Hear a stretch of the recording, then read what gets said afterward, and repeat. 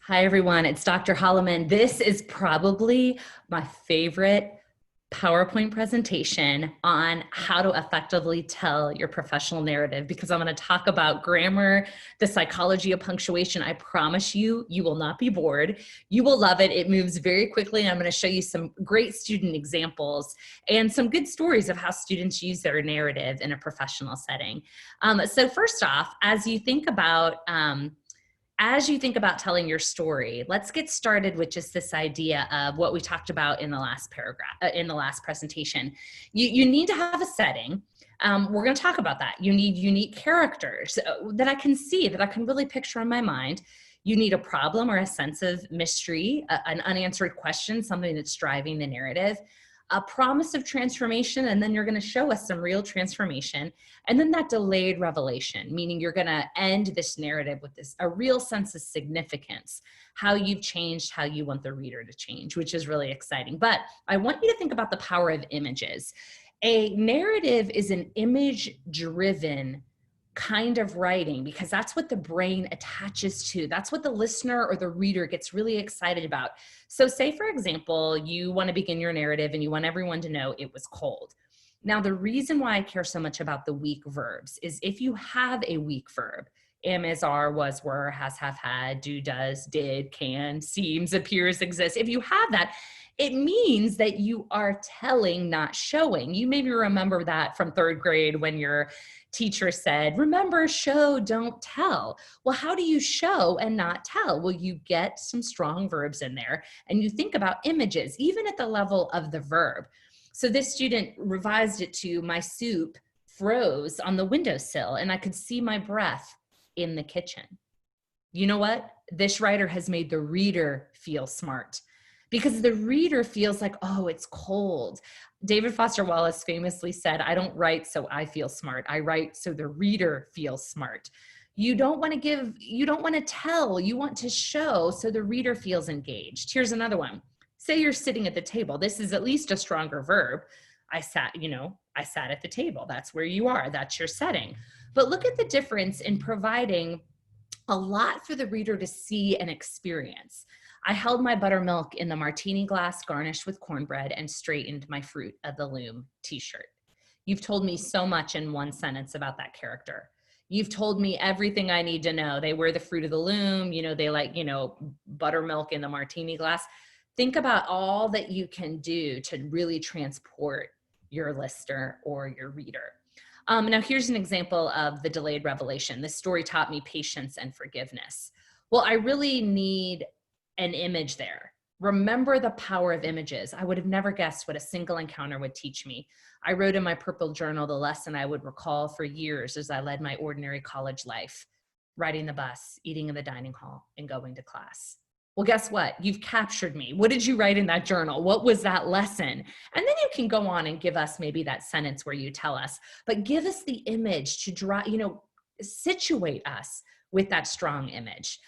The next thing is you want to think about creating a question in the reader's mind, and it's called opening a story loop. That's a fancy way of saying you want to open a problem that you have not yet solved. Open a problem where I need to keep reading to figure out. Now, famously, Barack Obama, in his story that he wrote that became Dreams from My Father, he said, a few months after my 25th birthday, a stranger called to give me the news. That's a story loop. I have to keep reading. What did that stranger say? What was the news? You don't even know the news for like several more paragraphs. And it was that a family member had died. That was the news. But instead, Barack Obama says, I was living in New York. Look at the detail. He tells us where he is. It's an uninviting block, treeless and barren, lined with soot-colored walk-ups, very much like Harper Lee describes Macomb County. You think about how it resonates. The shadows. He's in a small apartment. There's a regular heat, a buzzer. It doesn't work. There's a black Doberman the size of a wolf pacing in vigilant patrol. Okay, I'm hooked. Setting, character, and an unanswered question. What was the news? That's what you want to do. It's that unanswered question. It's that mystery test. And then as you create characters, Barack Obama continues to create, who are these people? He tells you who he is. He's exchanging Spanish pleasantries. He's hanging out on the stoop. He's talking about the Knicks. What is it that you are, once you're in your setting, who are you? Can I see you? What do you care about? That's what you really want to work on as you put this narrative together. Now, a student sample that I love, this was a student who applied to work for the ACLU. She was trying to get an internship, also going to law school. She submitted this signature story and she got a personal phone call, true story, personal phone call from the hiring person. And they said, your story completely moved us. This was really powerful. We want you to work for us. So look at how she writes it and think that this is a professional story she tells, but look at how there's this beautiful written voice. She begins with that mystery. It was the first time my world stopped. And I mean, really stopped. My first day of first grade. You read about the peanut butter and jelly sandwich. You read about this best friend, Sam. And then all of a sudden, this terrible thing's about to happen. A group of girls approaches them. Look at that last sentence. Her deep green eyes peered into my soul as she recited the words I will never forget. I didn't know then, but these words delicately shaped my entire life, carving out exactly who I was meant to be. Okay, aren't you hooked? What happened to this girl in first grade that was so powerful that a hiring person would make a personal phone call and say, we love this narrative? It was her first experience with racism and what she would do after this conversation in first grade. I know you're like, let's read. What's the rest of the story? She called it Why I Fight. And it was a powerful narrative of advocacy, which to this day I remember. So you get characters, there's unanswered questions. As you write, use strong verbs. Always think, have I created something that the reader can see? Am I showing and not telling? Now, this is a student sample of advocating also, not so much for a person, but for an animal. And this narrative is called I Turned Around. And this is a student who did choose her line of work, advocating for animals. And, this was a story of someone choosing to rescue an abused dog. And it was a story that I just could not put down. And it was her, needing to rescue a dog from a yard where he was being abused. And, I was transported, she's out there, the rain, the mud, the smells, and it's her sneaking out at 3 a.m. to rescue a dog. It was a really powerful story. Now, this is where it gets really good. You've already learned from the resume and cover letter. You're going to use advanced grammar. You're going to vary your sentence lengths and openings. You're going to even use italics if you want. And you're going to master those strong verbs. And this story is going to be riveting. It's going to capture the audience. So as I wrap up this presentation, I just want you to think about the psychology of punctuation. Let's just move through this. And I want you to get excited about everything that's available to you. So here's a character walking into an office. I walked into the musty office holding 2 copies of my resume and the largest coffee I could order. You've written that sentence and you think, okay, look, I want to sound a little bossy. I want to sound authoritative. I want some strength to this sentence. So you put a colon in there. I walked into the musty office with the essentials, colon, 2 copies of my resume and the largest coffee I could order. The colon is confident, direct, authoritative. The semicolon, however, is gentle, subtle, winsome. Look at the difference. I walked into the musty office with the essentials, semicolon. I balanced 2 copies of my resume and the largest coffee I could order. It's a different sound. It's a different sound in your ear as you read it. You read it differently. You feel different about this writer. The dashes are urgent. They're attention seeking. They're more excitable. Look at our iterations here. First, you've got the colon. Look at it. It's authoritative, it's direct. Look at the semicolon. And then what about this? I walked into the musty office carrying 2 copies of my resume and the largest coffee I could order to prepare myself for what could come.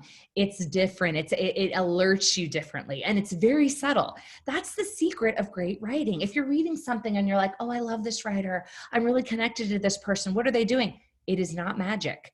They are using They are making stylistic choices with grammar to create this elusive concept of the written voice. Now, the parentheses are they're a moment of intimacy, a whisper, it's rapport. I don't recommend using them in the resume and cover letter because they're informal, because they are intimate. So look at this. I walked into the musty office holding 2 copies of my resume and the largest coffee I could order. It's like a whisper to the reader. Now, you can put in commas to lengthen your sentence, and you're going to get more of an academic, more of a professional tone. Look at how this student, uses a bunch of commas to create that. Arriving right on time, comma, I walked into the musty office, comma, preparing for the interview ahead, comma, as I held 2 copies of my resume and the largest coffee I could order. It's a different kind of voice. So there you have it. That's the psychology of punctuation. These are things you can toggle and work with, and it makes it really exciting. This is a very short assignment. It's a 3 to 5 page narrative. Keep it short, even shorter. Keep it right to the 3 pages if you want. But every sentence should kind of shimmer and have that stylistic choice, that rhetorical choice to kind of build a voice and build the kind of psychology in that narrative that you wish for. So you can use punctuation for rhetorical effect, and it is a subtle form of persuasion, and it's a way of creating the tone that you want. There's a couple more things you can do, but the sentence length is absolutely huge. Say a student is really telling the story of why they finally began to recycle. The sentence on the left, students ignore recycling bins on campus because they offer an inconvenient, confusing, and messy attempt to encourage a good habit. In the time it takes to read all those signs, the bus comes, it's long. Look at the short sentences here. Students ignore recycling bins. They're inconvenient, they're messy, and they're confusing. You frantically try to read the signs, the bus comes, you end up throwing your Starbucks cup anywhere. Look at the power of those short sentences to then you get that voice in there. It's very exciting. Okay, pull all of it together. You're going to work on your setting. You're going to work on your characters. Who's in it? Who's in that story? You're going to create a sense of mystery, that unanswered question. You're going to have strong verbs, advanced grammar, and sentence variation. I'm going to give you an example. I love this example. This is a student who wanted to go into first graduate school, but essentially wanted to advocate in the public school system for diagnosing an overlooked disorder called sensory processing disorder. Now, this is how the first draft goes. In today's school system, 16% of children are affected by sensory processing disorder. More children are affected by sensory processing disorder than are affected by autism and ADHD. It is a serious problem, and I have a brother with this disorder, but nobody understood him. It wasn't until the therapist was in our lives we finally had some of the answers we had been looking for. This is going to be a powerful story. But think about all we've talked about. Think about all we've talked about with grammar, and let's look at what this student has produced. Now, I say this, and I don't love teaching from negative examples, but guess what? This is the default state for even me as a writer, and I've been a career author, for years. I've written 8 books. This is still my first draft will be that default state of the weak verbs, so get rid of them. Also, start analyzing the sentence length. Now, I actually do this. A lot of people think it's weird, but every sentence is about the same length. There's no sentence variation. You do get that long sentence at the end. There's no advanced grammar.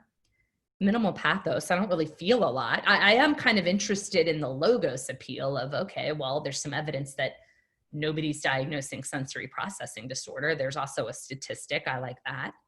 But let's see what we can do. Look at what this student was able to do with some strong verbs.